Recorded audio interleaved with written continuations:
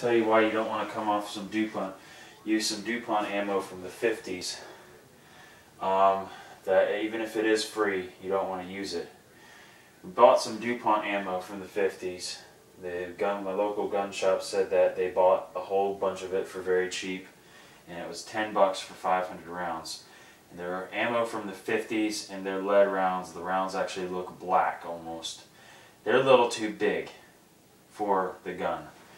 Like, the length is a little too big. I don't know if that's because of age or the measurements were different back in the 50s or what have you, but they're a little too big. So what I've done is I'm not going to use them in that.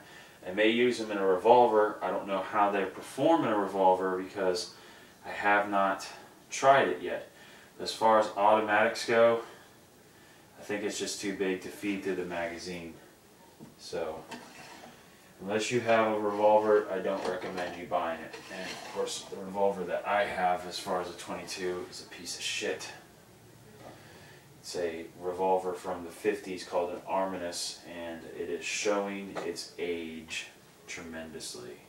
There's a difference between an old gun that can shoot properly and has been maintained versus an old gun that doesn't shoot properly and has not been maintained.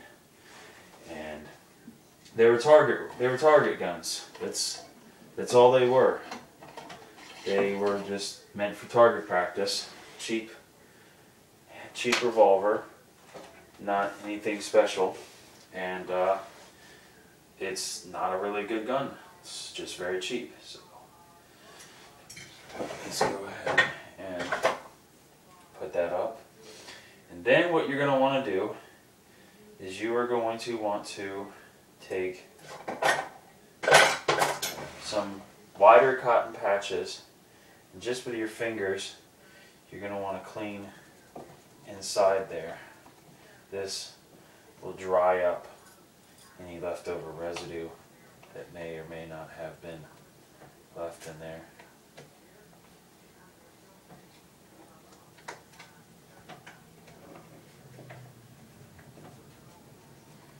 So just put that in there.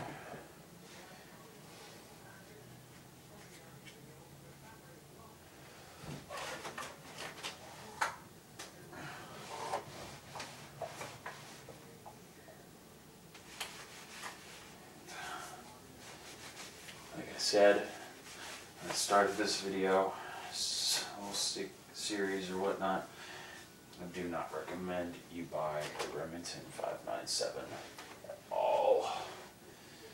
They're not really a good gun.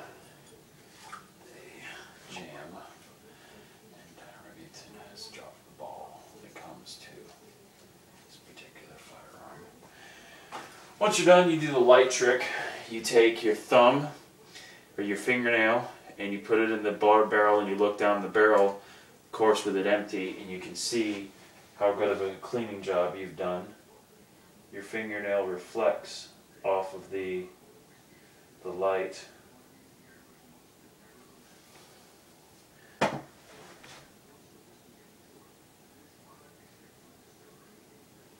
looks like I've done a really good job. So that's it. Just want to get the gun nice and dried up because I put a lot of break free in there. Clean the gun.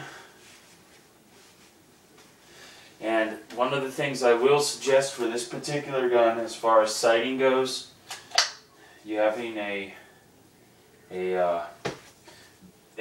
scope on it or something, have your local gun shop bore sight your gun.